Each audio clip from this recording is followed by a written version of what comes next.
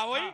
इनके नेता राहुल गांधी जी कह रहे थे वहां पर जो मुसलमानों के साथ अन्याय हो रहा है, उसके बाद यहाँ बांग्लादेश में इनके नेता जो है ट्वीट किए राहुल गांधी जी, उसको मुबारकबाद तो दिए प्रधानमंत्री को जब नया बना है, उसमें हिंदुओं का जिक्र नहीं किया। अरे भैया, प्रधानमंत्री ने भी राहुल गांधी इस देश में प्रधानमंत्री, हिंदुस्तान में राहुल गांधी प्रधानमंत्री। मेरे भाई थोड़ा सा तुम नहीं तय करोगे, तुम नहीं। अगर हिंदू विरोध करता है राहुल गांधी का, विरोध करता है राहुल गांधी का, हिंदुओं के लिए एक मिनट सुनो, मेरी बात सुनो। अब तुम नेता भी बन चुके हो और अभिनेता भी बन गए हो। गाड़ी चलाना छोड़ दो। अब सुनो मेरी बात आराम से। हाँ जी, बिहार से कह रहे हैं चुनाव, ने बिहार से नहीं लड़ पाएंगे, ये तय करेंगे ये। लेकिन एक बात, मेरी बात ध्यान से सुनो, एक बात ध्यान से सुनो, मेरी बात ध्यान से सुनो, बहुत चुपचाप, हल्ला नहीं, धैर्यपूर्वक। और डिबेट जो होती नहीं है, कलाकारी ना करो, ये इसके रुको, चुपचाप। समुदाय मारा जा रहा है और आप उसी समुदाय के देश पर आकर के उसकी फिक्र नहीं करते हैं।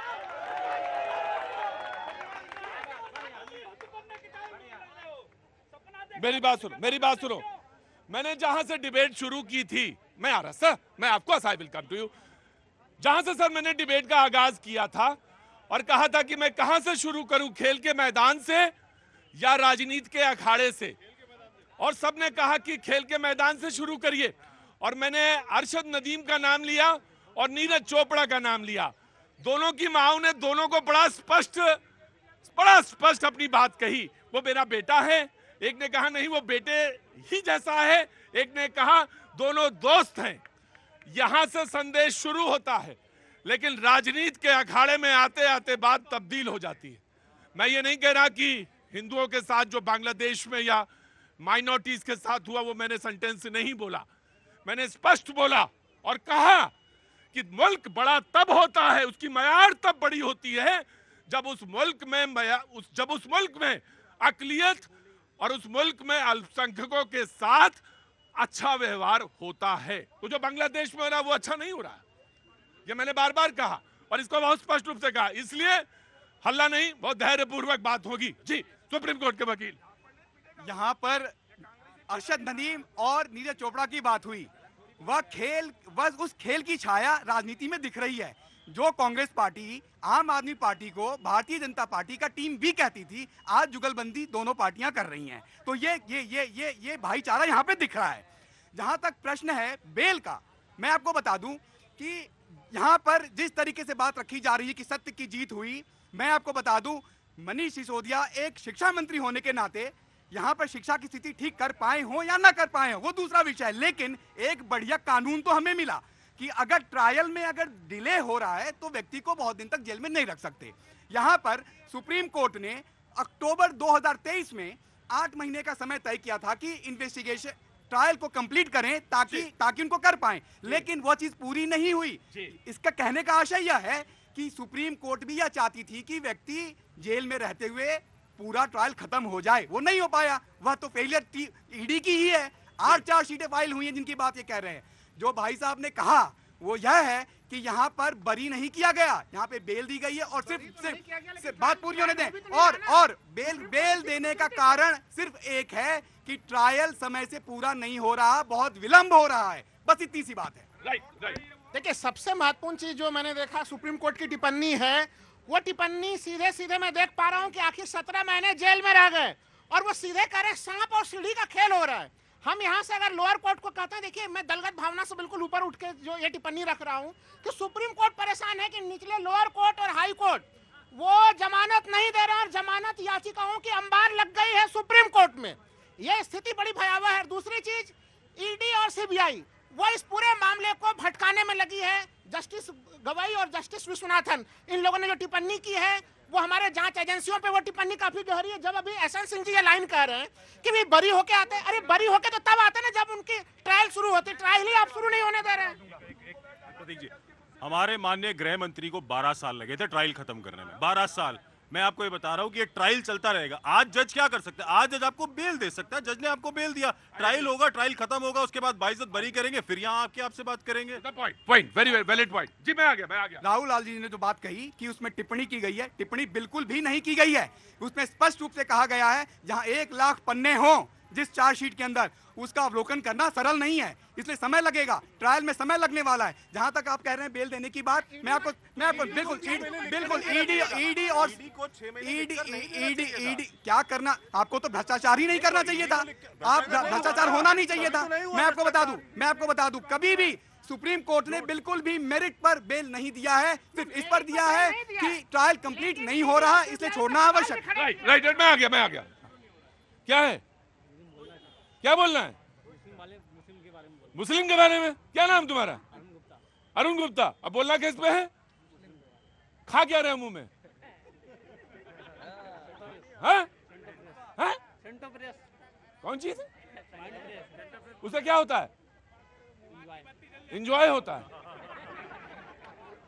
अच्छा जा रहे हो बेटा तुम, हैं? यहाँ लोगों के प्राण निकले जा रहे हैं पसीना से, तुम्हारा एंजॉयमेंट हो रहा है। यही है गड़बड़।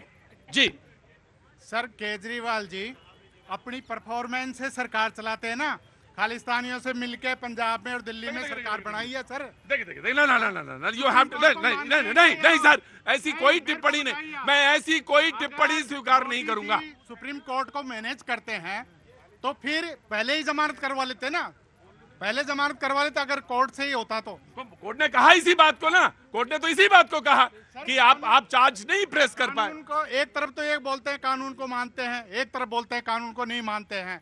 अगर इनको नहीं, ये नहीं कहा इन्होंने कानून नहीं मानते, इन्होंने कहा कानून को मानते हैं। अमित जी, सर कांग्रेस पार्टी का समझ नहीं आ रहा, जब मनीष सिसोदिया अंदर जाते हैं कहते हैं हमने भेजा, हमने केस किया था, जब बाहर आए तो पलट के कहे बीजेपी वाले।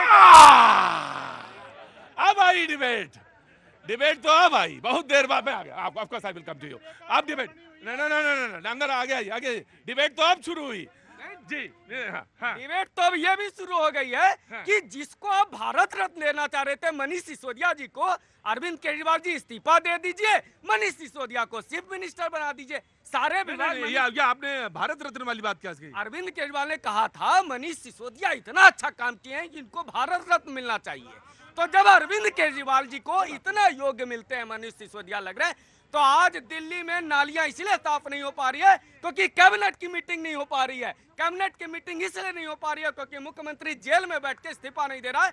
अरविंद केजरीवाल आज इस्तीफा दे दे, मनीष सिसोदिया को बना दे, और इनके सौरभ भारद्वाज तो कही रहे ना हम तो खड़ाऊ रख करके सेवा कर रहे थे, तो भैया खड़ाऊ जिनका उनको लौटाओ, चीफ मिनिस्टर मनीष सिसोदिया को बनाओ। लेकिन आपने गलती से एक बात अच्छी कह दी थी, सही, उन्होंने कहा कि पार्टी के नेता से मिले मनीष सिसोदिया। अब वो तय नहीं हो पा रहे हैं वो नेता बन चुकी हैं या मनीष सिसोदिया के आने के बाद वो नहीं बन पाएंगी, ये सबसे बड़ा कष्ट। अमित जी, चालाकी अच्छी होती है, लेकिन जो कोई माफी मांग ले तो जरूरत से ज्यादा चालाकी दिखाना अच्छी नहीं होती। जी मैंने बोल दिया। जी मैंने जस्ट शैलेंद्र जी आइए, शैलेंद्र जी जरा उधर हल्ला में जाना बिल्कुल।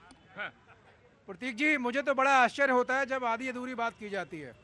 सुप्रीम कोर्ट ने जो फैसला, वो जो बेल के लिए जो ऑर्डर पास किया है उसमें कंडीशनल बेल है। भाई मैं एडवोकेट भले ही नहीं हूं, लेकिन तथ्य सुनिए, कंडीशनल बेल, 3 कंडीशन, और सबसे बड़ी कंडीशन क्या है कि मनीष तो कंडीशंस होती हैं।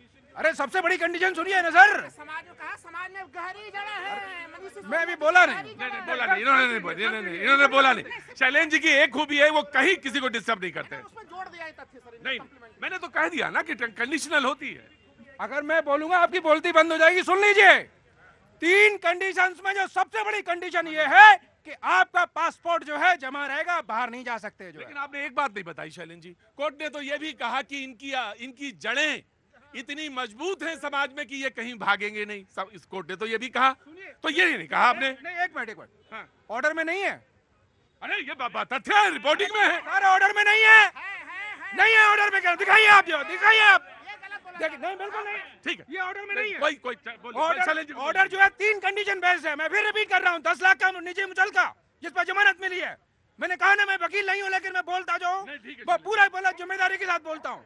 और आप जो है आपका पासपोर्ट जमा रहेगा, आप विदेश नहीं जा सकते जो है। ये अपने आप में ये दर्शाता है कि जो सस्पिशियस जो एविडेंसेस हैं वो इस तरह आपको बरी करने के लिए नहीं है, पहली बात। दूसरी बात, अभी बात हो रही थी जो है तमाम सीमावर्ती जो हमारे देश है और जो खिलाड़ियों के लिए, मैं आपके तथ्य से आंशिक तौर पर सहमत हूँ साहब। इतनी बड़ी आबादी है हिंदुस्तान की, इतनी बड़ी आबादी है पाकिस्तान की, इतनी बड़ी आबादी है बांग्लादेश की, और वो दोनों देश हमारे अविभाजित जो है अंग हैं। ये सारे सेलिब्रिटी या खिलाड़ी, ठीक है, उनकी माँ ने कहा कि वो हमारा बेटा है, उनकी माँ ने कहा हमारा बेटा है। इतनी बड़ी संख्या में अत्याचार हो रहा है, 21% से 1% पाकिस्तान में हो गए हैं, 30% से 5% बांग्लादेश में हो गए हैं। वो किनके बेटे हैं साहब? वो किनके बेटे हैं, जरा बताइए आप जो है। चलें जी, नहीं रुक रहा वो जो है। अगर ये सेलिब्रिटी चाहे वो हिंदुस्तान के हो, चाहे वो पाकिस्तान के हो, चाहे वो बांग्लादेश के हो, अगर ये सब सरकारों से कहें कि हम खेलेंगे तब जब आप इन पर नियंत्रण लगाएंगे जो है, क्या ये कहने को तैयार है? मैं तो इतना बस जानता हूं कि पाकिस्तान के पास 7 लोगों को भेजने की क्षमता थी। पाकिस्तान के पास 7 लोगों को भेजने की क्षमता थी, तो अरशद को भेजा गया और उनके प्रशिक्षक को भेजा गया। मैं एक बात बहुत स्पष्ट तौर से कहना चाहता हूं कि बांग्लादेश की घटना का मेरे ऊपर असर ना हो या किसी तमाम सारे सामान्य नागरिक, उसमें हिंदू मुसलमान सब शामिल हैं, सब शरीक हैं, ना हो अंदर ये पीड़ा, मैं मानने को तैयार नहीं, उतना पीड़ादायक है। लेकिन मैं एक बात जरूर कहता हूं, बड़ी जिम्मेदारी के साथ कहता हूं, और वो ये कि भटकना नहीं है, मुझे अपने मुल्क में रह के मुझे बिल्कुल नहीं भटकना है, मेरी निगाह बिल्कुल साफ है। लेकिन हाँ, मैं सच भी नहीं कहूंगा, ये भी गलत बात है, मैं सच कहूंगा। सबक सीखने की जरूरत है, अच्छे उदाहरण भी रखने की जरूरत है, लेकिन जो जहां गलत है वहां इशारा करने की भी जरूरत है। I'm just coming जी। तो सबसे पहले तो अपने देश के खिलाड़ियों को बहुत बहुत मुबारक हो। बहुत बहुत मुबारक हो सर।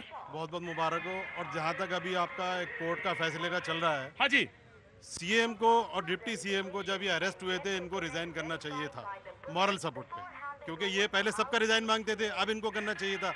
अब रहा मसला कोर्ट का मसला, लोअर कोर्ट को इनको बेल देना चाहिए था, क्योंकि अब जब इसमें प्रावधान है पीएमएल कोर्ट में कि 2 साल तक बेल नहीं दे सकते।